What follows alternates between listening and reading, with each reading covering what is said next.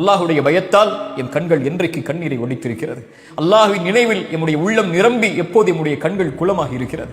உலகத்திற்காக அழுதவர்கள் நம்மில் உண்டு. செல்வத்தை தொலைத்ததற்காக, உறவுகளை பிரிந்ததற்காக, வியாபாரத்தின் நஷ்டத்திற்காக, இன்னும் உலகத்தில் இருக்கக்கூடிய அற்ப காரியங்களுக்கெல்லாம் கவலைக்காக, ஒரு பெண்ணுக்காக, ஒரு ஆணுக்காக எம்மில் அழுதவர்கள் பலர் எம்மில் உண்டு.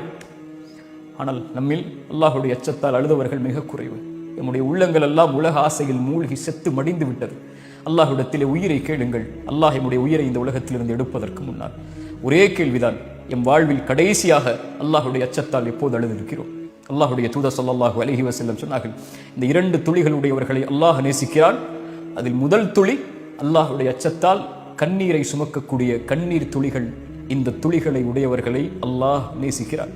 அல்லாஹ் ரப்புல் ஆலமீன் அந்த கண்களாக நம்முடைய கண்களை ஆக்கட்டும். அல்லாஹுடைய அச்சத்தால் அஞ்சக்கூடிய, பயப்படக்கூடிய உள்ளங்களாக நம்முடைய உள்ளங்களை அல்லாஹ் ஆக்கட்டும். அஸ்ஸலாமு அலைக்கும் வரஹ்மத்துல்லாஹி வபரகாத்துஹு.